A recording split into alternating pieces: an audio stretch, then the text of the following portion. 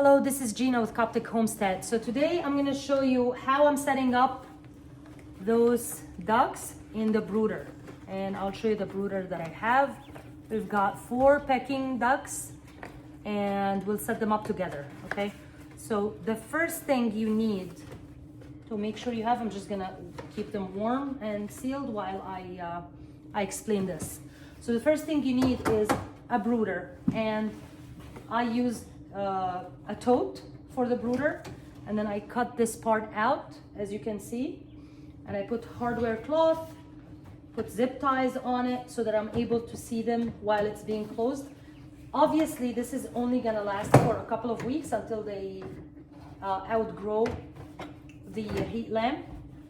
And this is a smaller one. I do have a bigger one, but I wanted to show you because the bigger ones, I don't have the hardware cloth.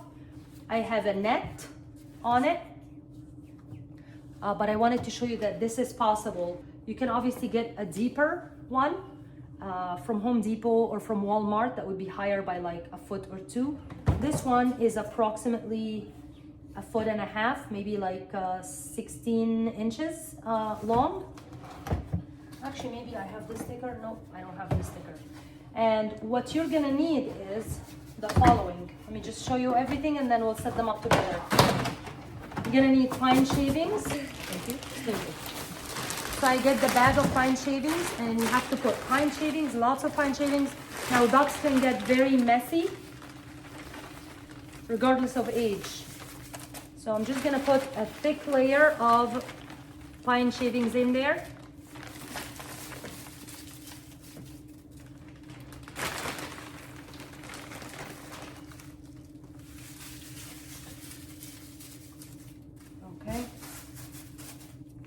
And then you need a water, and you have to be careful with the type of water. You need a water that has this area right here a little thicker, so that their beaks can go and they're able to drink from here. I might need, after a week or so, I might need a bigger one than this one. For now, this will do. This is 3-in-1 chick water. It could fit for ducks, not for a very long time, I don't believe so. I have used it obviously for chicken, so we will need to wash it, but I just wanted to show you the type of water. And then I like those types of feeders for chicks. First of all, they have to go in to get the food and they're not open, so there is less messiness happening outside.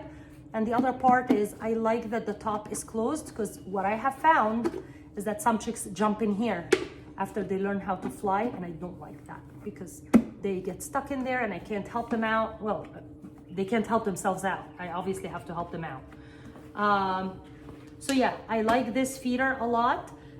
Normally for the first week, I'm gonna leave it flat, straight on the bedding, on the pine shavings.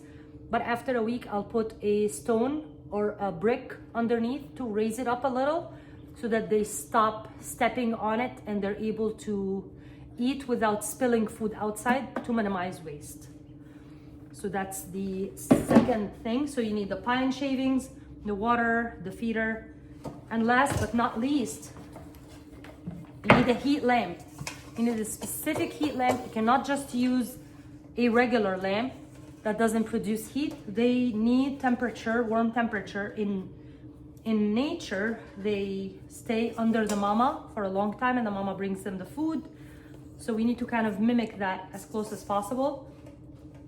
Obviously, ducks and chickens, adult ducks and chickens, their temperatures are high, so they keep their chicks pretty warm for a long time until they are ready to go, and then they teach them how to go and all of that. So I have to put this. Now, for this type of tote, I have learned a lesson. When I attach it to the plastic, it doesn't stay well because it's a little soft and it has burned the plastic in the past, so you just have to be careful with that.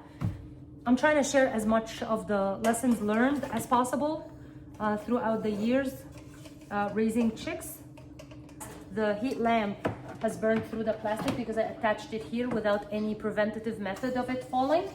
So now what I do is I have this nice handy piece of wood, and then after I attach the heat lamp to the handle of the tote and secure it well, I put this right here to produce just the right amount of heat and prevent the lamp from shifting from the soft plastic. And yeah, let me just set that up.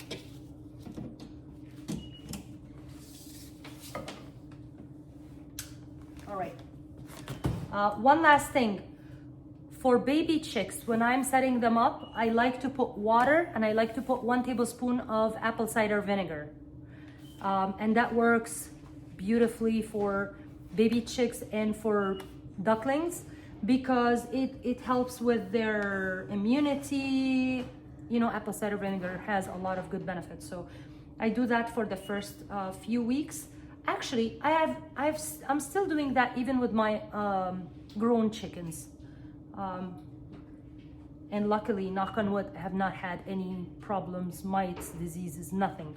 No chick was ever sick or died of any sickness. So I'm gonna credit that to the apple cider vinegar and to the healthy diet they're on from what I feed them.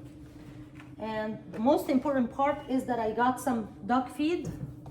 I don't like experimenting with baby ducklings or baby chicks.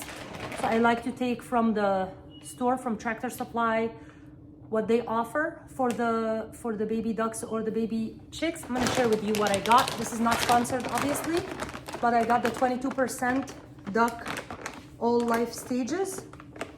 These are meat ducks, they're Peking ducks. So this is gonna be good for them. I don't like to experiment with their feed, but when they're adults, I can experiment and make my own feed, which is fine. Just when they're babies, I'm always worried about the size of the feed.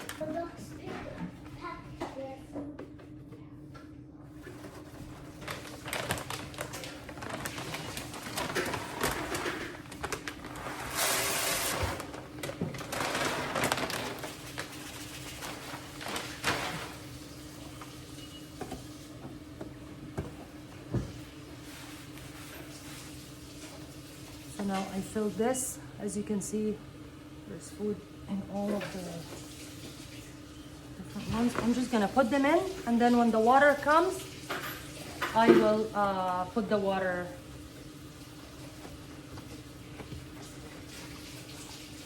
Hello, hello, hello. How cute and adorable they are. So soft and beautiful. Hello there. Hello, hello, hello. Hi there.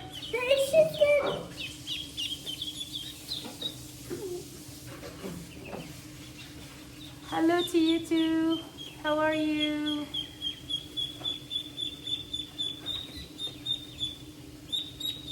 On that one of them has black markings that I found to be very unique. I believe it's that one. Got some black markings. I'm not sure if it's a hybrid, but hello to you too.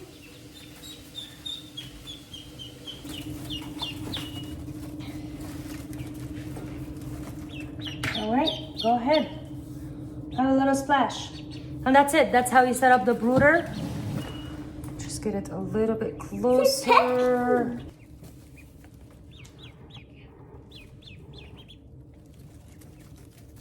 All right. Let me know in the comments if you set up your ducks or chicks in a different way, and what do you do and what breeds you have. Thank you for watching.